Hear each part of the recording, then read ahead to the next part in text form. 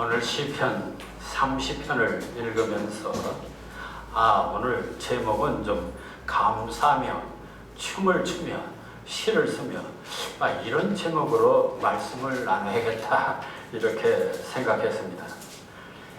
시편이란 글자 그대로 인간들이 지은 시들을 한 편 한 편 모아서 하나의 책으로 만든 시 선집입니다.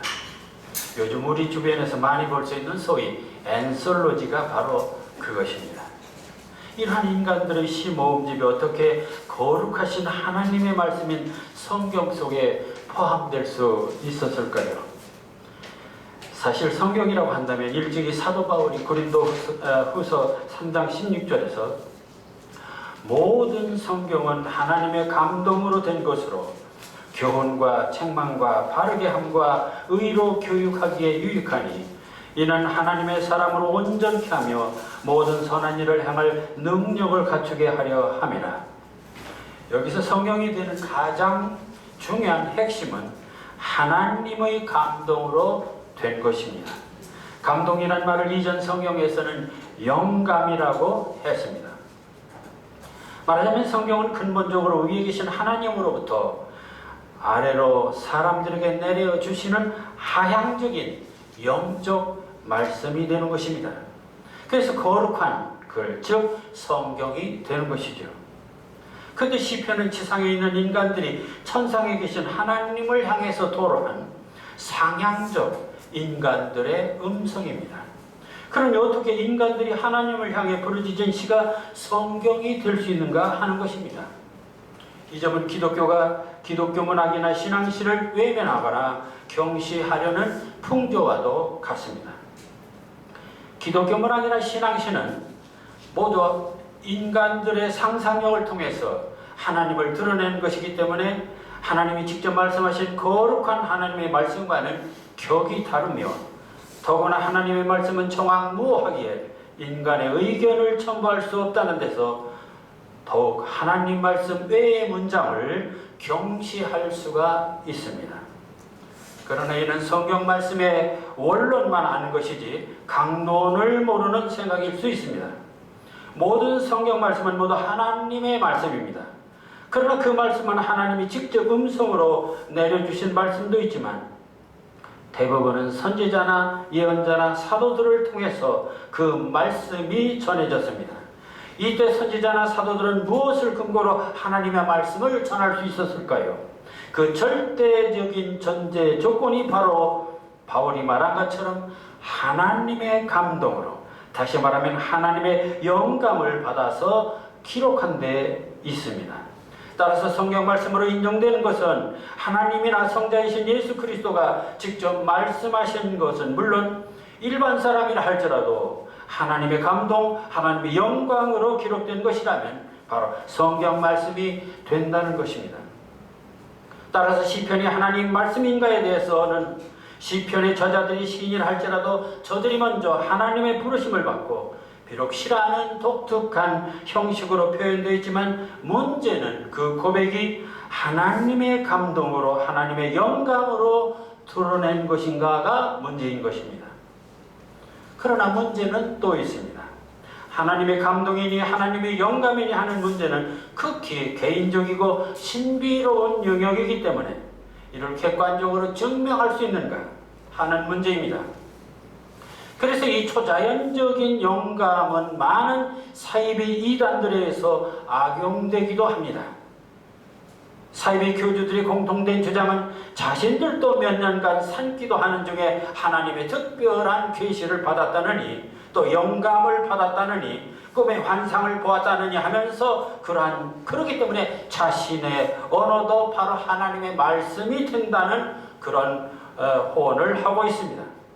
그러나 성경에서 하나님의 감동이나 하나님의 영감을 받은 말씀이란 그렇게 자신이 주장한다고 되는 것이 아니고 오늘날 구약 39권이나 신약 27권의 말씀이 하나님의 감동, 하나님의 영감인 것으로 확인되고 인정되는데 구약은 주전 1500년 전부터 주후 90년 암리아 랍비회의까지 약 1600년의 긴 세월을 거치면서 검증하고 검증해서 결정된 것입니다. 신약은 주 397년 가르타고 공회까지 400년의 긴 세월을 거치면서 논의하고 검증해서 역시 결정된 것입니다. 따라서 하나님의 감동이나 영감으로 기록된 하나님의 말씀은 그렇기 때문에 오직 신구약 성경 66권만이 유일한 하나님의 말씀이 됩니다. 그래서 이를 정경이라고 말하고 영어로 캐논이라고 합니다. 캐논이란 막대기 또는 길이를 재는 자를 말하고 있습니다. 따라서 이 정경 외의 모든 설교나 간증이나 신앙시 등은 바로 이 정경의 잣대에 맞으면 이들도 하나님의 말씀이 되기는 하지만 그러나 이것은 정경이 되는 것은 아니고 이 정경인 오리지널 텍스트를 자신의 지식과 신앙으로 필터링한 일종의 해석적 텍스트가 됩니다. 자, 그렇다면 시편도 하나님이 인간에게 내린 말씀이 아니라 인간들이 하나님께 드린 고백의 언어이기 때문에 정경이 될 수 없는 것인가? 그러나 비록 인간의 언어일지라도 오랫동안 검증을 거쳐서 하나님의 감동과 영감으로 기록된 언어로 공인된다면 당연히 하나님의 말씀인 정경이 될 수 있는데 시편은 주전 천년경 다윗 시대에 편집되어서 역시 주 90년 이 얌리아 랍비회의에서 결정되었으니 시편이 정경으로 인정되는 데는 1100년의 오랜 세월을 거쳐서 많은 사람들의 검증을 거쳐서 결정된 것입니다. 그렇기 때문에 시편의 시들은 이제 인간의 시가 아니라 하나님의 영감을 받고 지어진 바로 신의 시, 데오 포에트리가 되는 것입니다.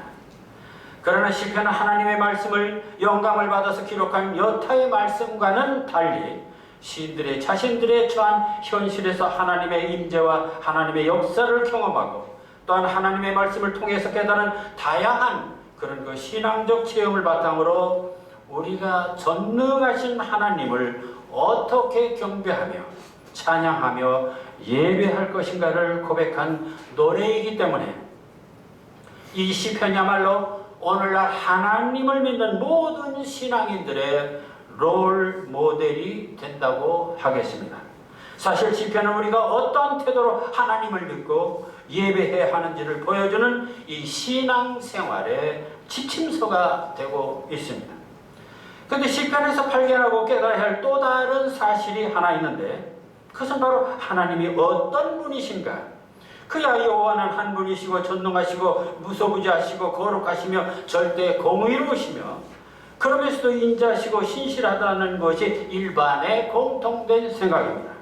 그러나 시편은 하나님의 속성을 이러한 일반적이고 관념적인 용어로 설명하지 않고 바로 이 시적인 메타포를 통해서 구체적으로 보여주고자 한 것이 일반 성경과는 분명히 다른 점입니다. 예컨대 하나님은 우리를 인도해 주신다는 내용의 시편 시인을 시편 23편 1절에서 2절 여호와는 나의 목자시니 내게 부족함이 없으리로다. 그가 나를 푸른 초장에 누이심에 쉴만한 물가로 인도하시는도다. 이처럼 시편은 하나님은 우리를 인도하시는 분이라는 이 추상적인 진술을 하나님이 나의 목자라는 이 메타포로 의인화했을 뿐만 아니라 푸른 초장, 쉴만한 물가라는 이 구체적인 공간까지 비유로 제시해서 인도자의 이미지를 구체적으로 생생하게 보여주고 있습니다. 전능하신 하나님, 능력의 하나님, 구원의 하나님에 대한 진술에 있어서도 시편의 시인들은 그렇게 말하지 않았습니다. 시편 18편 2절 여호와는 나의 반석이요 나의 요새시요 나를 건지시는 자시요 나의 하나님이시요 나의 피할 바위시요 나의 방패시요 나의 구원의 뿌리시요 나의 산성이로다. 역시 나를 보호하시는 하나님, 힘이 있으신 하나님, 구원의 하나님, 이처럼 다양한 시적 메타포로 하나님의 능력을 볼 수 있고 느낄 수 있도록 구체적으로 보여주시는 말씀이 바로 시편이라는 것입니다. 그렇다면 이처럼 여호와 하나님이 창조주시고 구원자이시고 능력 권능자이시고 자비와 공의이심을 체험적으로 알았다면 나는 하나님에 대하여 어떤 태도를 취할 것인가? 또한 피조물인 우리 우주 만물은 물론 모든 민족 모든 나라들은 하나님에 대해서 어떤 태도를 취할 것인가? 이러한 신앙적 자세를 인간적인 입장에서 하나님을 향해 보여주려는 것이 바로 시편 150편의 내용들입니다. 여러분은 정말 하나님이 천지 만물을 창조하시고 전지전능하시고 그러면서도 인간을 한없이 사랑하시는 분이심을 알았다면 여러분은 하나님을 향해서 어떤 행동, 어떤 자세를 취할 수 있습니까? 시편 시인들은 한마디로 인간이 하나님을 향해서 할 수 있는 일이란 worship and praise, 오직 그에게 경배하고 찬양하는 일밖에 없다는 것을 알았습니다. 여기서 경배는 상대방을 우러르며 자기를 낮추는 것입니다. 모든 경건한 행동을 취하는 것입니다. 그리고 찬양이란 아름다고 훌륭함을 크게 기리는 것을 말합니다. 그래서 찬양은 일반 언술과 달리 아주 힘차고 웅장한 시와 노래로 나타나게 됩니다. 시편 1편에서는 복 있는 사람이 노래로 시작해서 마지막 150편의 그 마지막 행에서 호흡이 있는 자마다 여호와를 찬양할지어다 할렐루야로 마무리합니다. 그만큼 시편은 하나님 찬양에서 찬양으로 끝나는 시들입니다.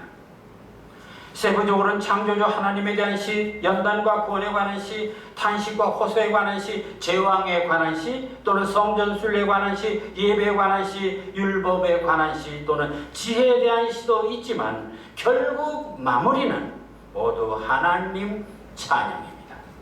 시편 150편을 보겠습니다. 할렐루야, 그의 성소에서 하나님을 찬양하며 그의 권능의 궁창에서 그를 찬양할지어다. 그의 능하신 행동을 찬양하며 그의 지극히 위대하심을 찬양할지어다. 나팔소리로 찬양하며 비파와 수금으로 찬양할지어다. 소고치며 춤추어 찬양하며 현옥과 둥소로 찬양할지어다. 큰 소리 나는 재음으로 찬양할지어다. 호흡이 있는 자마다 여호와를 찬양할지어다. 할렐루야. 네, 구구절절 찬양할지어다입니다. 6절로 되어 있는 이 짧은 시에서 찬양할지어다가 할렐루야를 포함해서 13번이나 반복되고 있습니다. 시편 신들의 신앙은 이처럼 찬양으로 시작해서 찬양으로 끝납니다. 그런데 시편 시인들이 뿐만 아니라 정말 구원받은 성도들의 신앙이라면 한마디로 찬양이 전부일 수밖에 없습니다. 지나다가 동전 한 입을 주어도 기분이 좋고 누구에게 빵 한 쪽을 받아도 기분이 좋습니다. 하물며 죽게 된 내가 죽음의 절망에서 영생을 얻게 된 것을 내가 알았다면 어찌 주님께 기쁨과 감사를 찬양하지 않을 수 있겠습니까? 따라서 예수 믿으면서 기쁨도 없고 찬양이 없는 신앙은 구원의 확신이 없는 신앙이고 그는 성도라 할 수가 없는 것입니다. 그런데 성경에 나타난 시편의 찬양 시학과 대조적인 세상의 시학을 볼 수 있습니다. 여러분, 중국의 경전에도 사서삼경이 있습니다. 여기서 삼경이란 시경, 서경, 역경을 말하는데 이 중에 시경, 시의 경전, 동양의 시의 그 경전인데 이는 고대 중국의 유명한 시를 모아서 이를 시경이라고 편찬하는데 바로 공자가 이 시 300편을 모아서 편찬한 것이 바로 이 시경입니다. 우리나라에서도 조선조 시대 서고정이라는 사람이 동인시화, 우리나라 유명한 시를 모아서 동인시화라고 하는 그런 시선집을 모은 일이 있습니다. 그런데 공자는 당시 많은 시를 중에 이 300편을 고르면서 그 선별 기준을 한마디로 시 300 이러니 폐기왈 사무사라, 시 300을 고르면서 그 내용을 한마디로 말하면 사무사라, 생각에 사특함이 없다. 다시 말하면 사악함이 없는 내용들만 골랐다는 얘기입니다. 그러니까 이것은 대단히 그 기준이 도덕적이고 윤리적인 인본주의 시학인 것을 알 수가 있습니다. 우리의 서고정도 선정 기준을 사리부재라, 속된 것들은 싫지 않는다, 이렇게 선정 기준을 말하고 있습니다. 그런데 히브리 시인들의 시편 선정 기준은 그런 도덕이나 윤리가 아니라 하나님 찬양을 기준으로 하고 있습니다. 바로 신본주의 시학입니다. 이처럼 하나님 중심의 시학은 찬양 시학입니다. 인간 중심의 시학은 윤리 도덕의 시학입니다. 그렇다면 하나님 중심의 시학은 윤리 도덕을 무시하는 것인가? 천만의 말씀입니다. 세상에서 성현 군자들은 모두 도덕적인 선을 강조합니다. 물론 착하고 선하고 진실한 것은 인간에게 필요한 최고의 덕목입니다. 그러나 그것은 모두 이상일 뿐, 오욕, 칠정을 가진 지상의 인간들로서는 이 온전한 선을 이룬다는 것은 인간으로서는 불가능한 것입니다. 그렇기 때문에 기독교에서는 하나님의 은총으로 죄인이 의인이 되는 그 구원의 기적, 그런 변신을 통해서만 온전한 선을 이룰 수 있다고 말하는 것입니다. 사실 정말 구원받은 영혼이라면 윤리니 도덕이니 하는 그런 차원을 넘어선 것입니다. 그렇기 때문에 구원받은 영혼이 할 수 있는 일은 데살로니가전서 5장 16절 17절 항상 기뻐하라, 쉬지 말고 기도하라, 범사에 감사하라입니다. 사실 죄된 인간이 구원의 기적을 경험하게 되고 그러한 진리를 깨닫게 됐을 때 인간은 뛸 듯이 기쁘며 하나님께 한없는 감사를 느끼며, 그때 인간이 할 수 있는 것은 바로 하나님께 경배와 찬양을 드리는 것입니다. 따라서 하나님 찬양의 모든 시와 노래에는 그 밑에 한없는 기쁨과 감사의 강물이 넘치게 됩니다. 그러니까 시편이 보여주고 있는 이 모든 찬양시에는 하나님의 도우심과 인도하심과 구원하심에 대한 깊은 감사의 마음이 넘치고 있습니다. 오늘 우리가 봉독한 시편 30편도 바로 시인 다윗이 그의 생애를 돌아보며 자신의 하나님께 취할 자세는 오직 감사하는 마음뿐이며 자신만이 아니라 모든 성도들도 감사함으로 찬양을 드릴 뿐이라고 노래하고 있는 것입니다. 그래서 시인 다윗은 본문 1절에서 3절을 통해서 먼저 왜 하나님께 감사해야 되는지를 말하고 있습니다. 그 첫째 이유는 1절 여호와여 내가 주를 높일 것은 나를 끌어내사 내 원수로 하여금 나로 말미암아 기뻐하지 못하게 하심이니이다. 이 시의 핵심은 내가 위기에 처했을 때 하나님이 나를 구해 주셨다는 내용입니다. 그런데 여기서 참 재밌는 문장이 있습니다. 원수로 하여금 나로 말미암아 기뻐하지 못하게 하심이다. 이런 문장, 이게 무엇입니까? 이런 것을 완곡어법이라고 말합니다. 그러니까 어떤 사실을 아주 부드럽고 아름답게 표현하는 어법이죠. 우리는 인생을 살면서 수많은 적을 만나게 됩니다. 그것은 전쟁터에서 적군일 수도 있고 정치적인 정적일 수도 있고, 그러나 내면의 적일 수도 있습니다. 그 어떤 적이든 이런 적은 죽기 살기입니다. 그때 누군가가 나를 위해서 구해줬을 때 그 고마운 감격은 정말 형언할 수가 없는 것입니다. 근데 2절에서는 내가 죽을 위기에 있을 때 죽게 부르짖었더니 또 나를 고쳐주셨다 했습니다.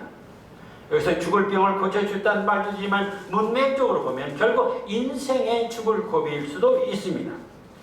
그런데 이를 보다 더 실감나게 시적으로 드러내고 있는 것이 바로 3절. 내 영혼을 수월에서 끌어내요. 수월, 죽음의 세계에서 끌어내요.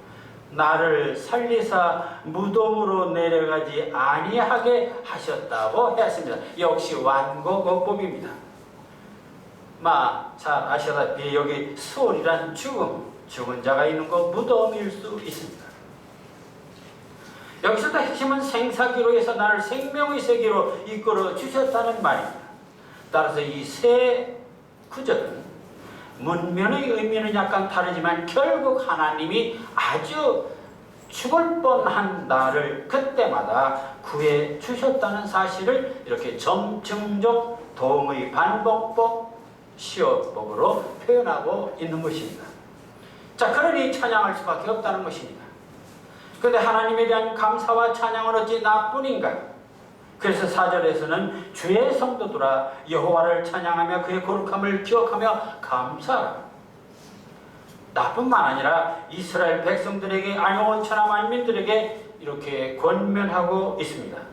왜 나만이 아니라 모든 주의 백성들이 함께 찬양해야 하는 것인가? 그 이유를 다시 5절에서 10절에 걸쳐서 자신의 삶을 돌아보며 간증 형식으로 말하고 있습니다.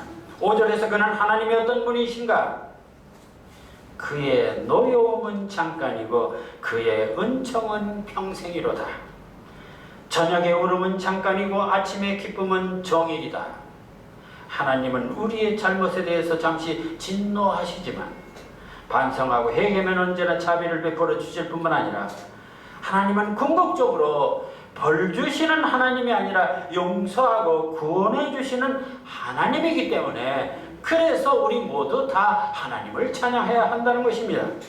그리고 이러한 속성을 이 밤과 아침, 울음과 기쁨이란 이런 그 시적 이미지를 대조적으로 병행함으로써 은총의 하나님을 더욱 감동적으로 표현하고 있는 것입니다. 그리고는 다시 자신의 경험담을 6절에서 또 시작합니다. 6절에서는 내가 형통할 때, 내가 잘 나갈 때, 내가 건강하고 성공하고 출세했다고 생각할 때 그러한 상태가 영원히 내가 계속될 줄 알았는데, 그런데 7절 그렇게 산같이 굳게 세웠던 성공도 하나님이 나에 대해 얼굴을 가리시니 하나님이 나를 외면하시니 나의 출세도 성공도 승리도 한순간에 무너지는 허무한 것들이었음을 알았습니다. 그래서 다시 여호와께 회개하고 간구하는데 그 내용이 정말 다윗 시인다운 면모를 보여줍니다. 여러분 9절 함께 봉독하실까요? 내가 무덤에 내려갈 때에 나의 피가 무슨 유익이 있으리요? 진토가 어떻게 주를 찬양하며 주의 진리를 선포하리이까?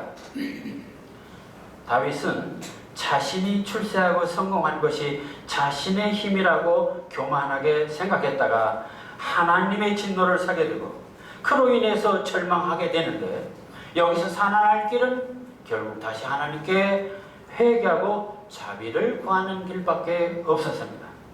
그런데 이 자비를 구하는 방법치고는 9절의 시처럼 대단히 독특합니다. 그 내용인즉 하나님이 진도하셔서 내 목숨을 거둔다면 내 무덤으로 내려가 나는 죽게 되겠지만, 아니 내가 죽게 된다면 죽어서 나의 피, 나의 생명, 나의 존재 이런 것들이 하나님께 무슨 유익이 되겠습니까? 하나님 나를 죽여봤자 무슨 도움이 되겠습니까? 하는 얘기입니다. 내가 살아있어야 나도 회개할 수 있는 기회가 있고 하나님도 나를 용서하실 수 있는 기회가 있을 터인데, 나를 지금 죽이시는 것은 하나님에게도 도움이 되지 않습니다. 요즘 말로 하면 그것은 크게 하나님 실수하시는 것입니다. 이것을 시적으로 다시 부연한 구절이 바로 후반부입니다. 아니 진토가 어떻게 주를 찬양하며 주의 진리를 선포하리까? 여기서 집토란 죽어서 썩은 몸입니다. 아니 죽어 썩은 성당이 무슨 하나님을 찬양할 수 있으며 당신의 말씀을 세상에 전할 수 있습니까? 그러니 죽이지 말아 주십시오. 이런 얘기죠. 살아있어야 하나님을 찬송하고 말씀을 전할 수 있는 것이지, 죽은 성장이 어찌 하나님을 찬송하며 감사하며 영광을 돌릴 수 있겠습니까? 그러니 하나님 제발 저를 죽이지 마시고 살아서 회개하고 용서하고 주를 찬송하게 해달라고 애원하는 것입니다. 자, 요즘 우리 사회에 벼랑끝 전술이라는 게 있습니다. 자기에게 유익한 결과를 얻으려고 어떤 상황을 아주 재난이나 위기의 절벽까지 밀어붙이는 그런 협상 전술입니다. 아주 비정상적이기는 하지만 상대가 거기까지는 몰고 가지 않을 것이다라는 그런 계산을 하면서 밀어붙이는 것인데, 다윗이 지금 하나님과 지금 벼랑끝 전술을 하고 있는 것입니다. 무조건 잘못했다고 빌어도 부족한데 다윗은 나를 죽인들 하나님께 무슨 이득이 있겠습니까? 자, 얼핏 보면 대단히 오만한 기도라고 오해할 수도 있습니다만, 여기에 바로 다윗 신앙 그리고 시편 신앙의 중요한 의미가 있습니다. 다윗의 하나님에 대한 이해는 구약 시대는 물론 아직도 많은 사람들이 그렇게 생각하는 이 율법의 하나님, 공의의 하나님, 그래서 무섭고 떨리는 하나님이 아니라 시편 24편에서 노래했듯이 여호와는 나의 목자 같은 하나님, 다윗에게 있어서 하나님은 저 높은 곳에 계신 이성적인 하나님, 벌 주시는 하나님, 그래서 근엄하신 하나님이 아니라 내 삶에 함께 계셔서 정이 넘치고 사랑이 많으신 감성적인 하나님, 늘 용서해 주시는 하나님, 인자시고 친절하신 목자 같은 하나님이셨던 것입니다. 그러기에 다윗은 하나님에 대한 존재를 이런 이성적으로, 논리적으로, 신학적으로 장황하게 설명하지 않고 감성적으로, 구체적으로, 시적으로 그 체험을 고백하게 되는데, 그것이 바로 성경 66권 중 가장 아름답고 감동적이며 그러면서도 은혜가 충만한 시편의 세계를 탄생하게 되는 것입니다. 여기서 우리는 하나님이 어떤 분으로 인식하고 믿어야 하는가의 문제가 제기됩니다. 하늘 높이 계신 이성적 로고스의 하나님, 엄격한 공의의 하나님으로 믿을 것인가, 우리 곁에 가까이 계신 감성적인 이 파토스의 하나님, 그래서 하나님께 응석 부릴 만큼 인자한 하나님으로 믿을 것인가, 이는 산문적으로 믿을 것인가 아니면 시적으로 믿을 것인가 하는 문제와도 같습니다. 하나님에 대한 감성적인 인식이니 이 시적인 인식하는 말에 아직도 많은 사람들의 거부감을 가질 수가 있습니다.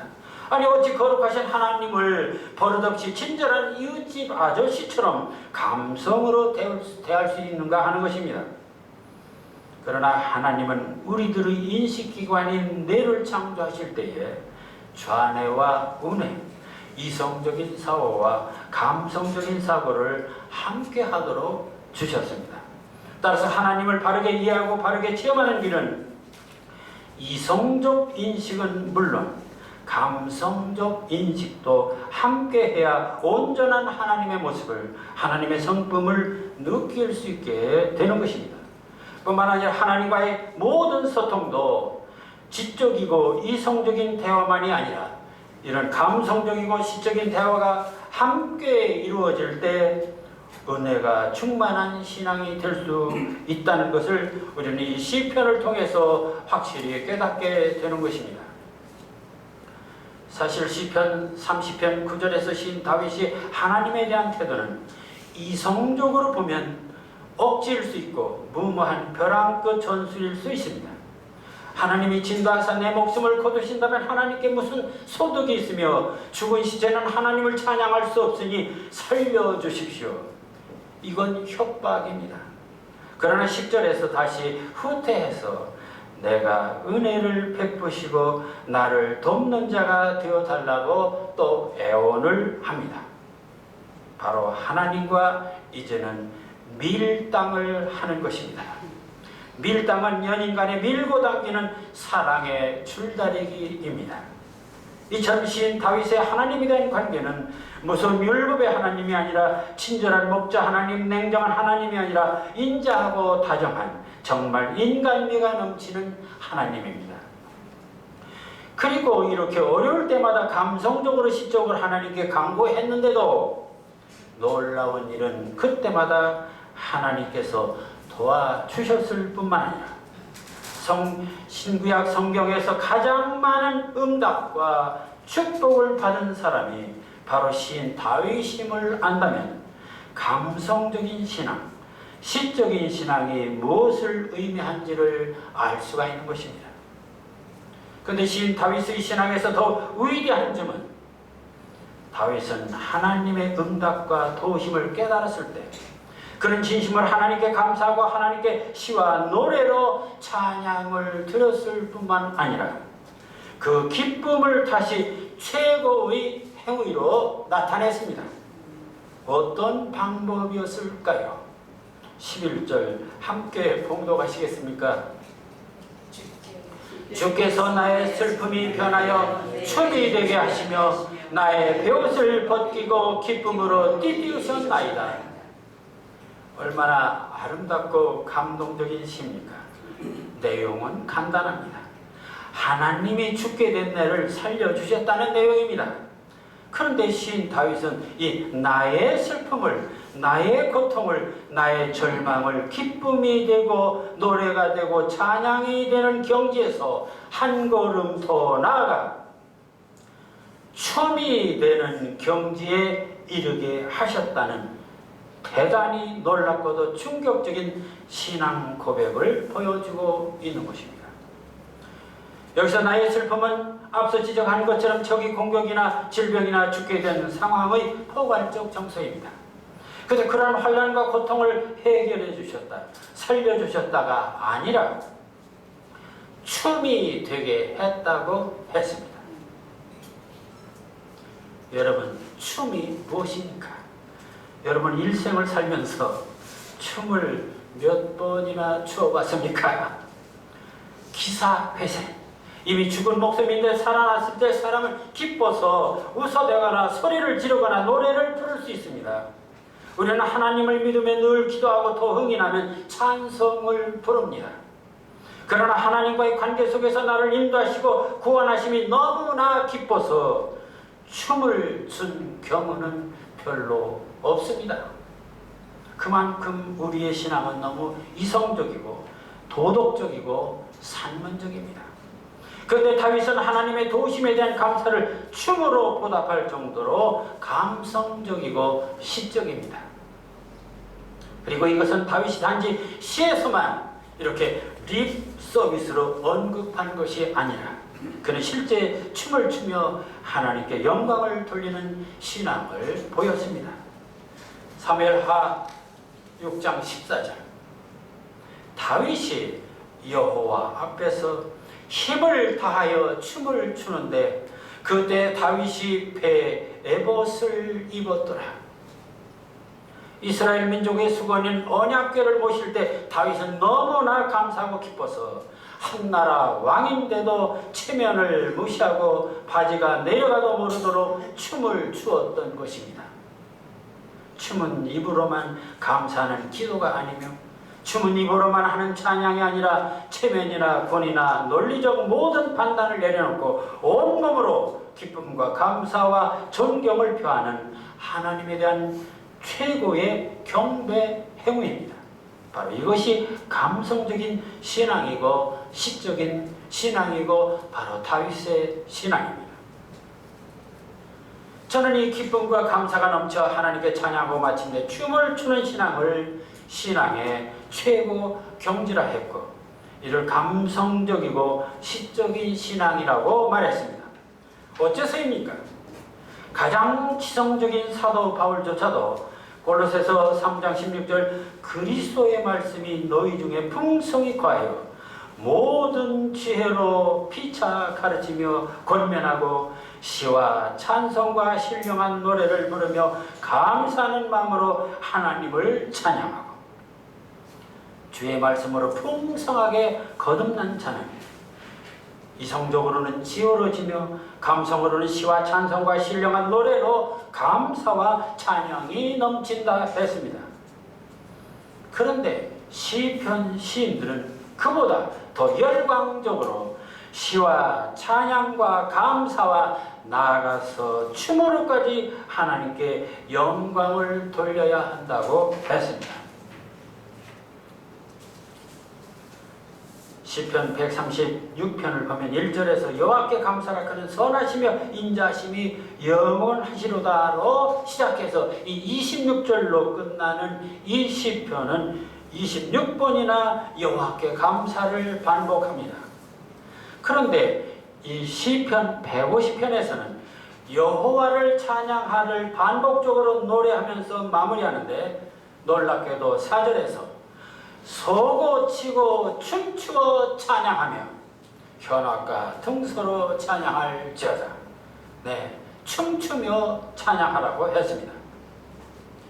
다시 말하면 이처럼 시편은 감사하고 기뻐서 서고 치고 춤추는 찬양으로 신앙의 클라이막스를 장식하고 있는 것입니다. 이성적 신앙과 감성적 신앙, 이를 문학적으로 말하면 산문적 신앙과 시적 신앙이라고 할 수 있고, 이를 행위로 말하면 일상의 신앙과 춤을 추는 신앙이라고 할 수 있습니다. 이 관계를 결정적으로 고백한 시인이 있는데 바로 폴 발레리라는 사람입니다. 그는 이 산문과 시의 구별을 이렇게 말합니다. 그는 산문을 걸어가는 문학, 워킹의 문학이라고 했고, 시는 뭐냐? 시는 바로 춤추기 문학, 댄싱의 문학이라고 했습니다. 걸어가기요, 바로 워킹은 어떤 목적지를 향해서 계속 탐색하는 행위입니다. 모든 산문은 출발이 있고 과정이 있고 결말이 있습니다. 신앙도 계속 진리를 찾아가는 탐색과 순례가 요구됩니다. 이러한 신앙을 우리는 산문적 신앙이라고 말할 수 있습니다. 그러나 목적지에 도달한 사람이나 진리를 깨달은 사람이나 예수 그리스도를 만난 사람은 그 기쁨과 감사와 행복감에 젖어서 제자리에서 노래를 부르나 덩실덩실 춤을 추는 것입니다. 그리고 춤을 출 때는 같은 동작이 반복됩니다. 근데 시도 같은 어휘, 같은 구절, 같은 주제를 반복적으로 드러내며 마치 춤을 추는 것과 같은 형식을 취합니다. 시편 30편에서는 이 여호와 그리고 주라는 호칭이 25번이나 반복됩니다. 시편 136편에서는 여호와께 감사하라, 바로 감사가 26번이나 반복됩니다. 이는 시편 모두가 다 이러한 반복적인 춤을 택하고 있습니다. 그리고 시편 문장은 철저히 제자리에서 기뻐 뛰는 춤추기 문장이라고 해야겠습니다. 그래서 폴 발레리는 이 시편뿐만 아니라 모든 시는 춤추기 문장이라고 한 것입니다. 자, 그런데 최고의 신앙 경지도 춤추기 신앙이라고 했습니다. 정말 죽을 목숨을 살려주신 은혜를 깨달았다면 어찌 감사와 기쁨을 덩실덩실 춤으로 표현하지 않을 수 있겠습니까? 따라서 춤추기는, 이 춤추기 경지의 신앙은 바로 춤추는 경지의 문학인 시와 만나게 됩니다. 그래서 저는 감사와 찬양의 최고 경지인 이 춤추기 신앙을 춤추기 문학인 시적인 신앙이라고 말하고 싶습니다. 사랑하는 성도 여러분, 여러분의 신앙 수준은 지금 어디입니까? 아직도 어린아이처럼 계속 복달라고 보채는 수준입니까? 아직도 이곳 저곳 꿀이나 찾아다니는 호랑나비 수준입니까? 아니면 하늘같은 주님의 은혜를 깨닫고 주님을 만나고 그래서 고맙고 감사하고 기뻐서 날마다 시와 찬양으로 서로 화답하며 덩실덩실 춤을 추는 그런 시인의 수준입니까? 바라기는 우리 모두 길이요 진리요 생명이신 주님의 말씀으로 온전히 거듭나 슬픔이 변하여 춤이 되게 하시고 배옷을 띠옷으로 갈아주시는 이 주님께 날마다 감사하며 시와 찬양으로 서로 화답하며 덩실덩실 춤을 추며 하늘나라로 가는 저와 여러분이 되기를 주님의 이름으로 축원합니다. 기도하겠습니다. 주여, 춤을 추게 하소서. 슬픔이 변하여 춤이 되게 하시는 당신의 눈부신 말씀의 꽃밭에서 내 슬픈 영혼도 하얀 나비, 노란 나비, 호랑 나비 되어 너울너울 춤을 추게 하소서. 배옷을 기쁨의 띠옷으로 갈아입히시는 당신의 아름다운 궁전에서 내 헐어진 영혼도 색동옷, 때때옷, 화려한 은총의 띠옷을 입고 지화자 장단으로 덩실덩실 춤을 추게 하소서. 미움은 사랑이 되고 죽음은 오히려 부활이 되는 당신의 놀라운 자유의 나라에서 내 가난한 노래는 당신의 시가 되게 하시고 서고치고 장구치고 할렐루야 지화자 좋다 너와 나 모두 신명으로 뛰어노는 주여 그런 춤을 추게 하소서. 예수님 이름으로 기도하옵나이다. 아멘.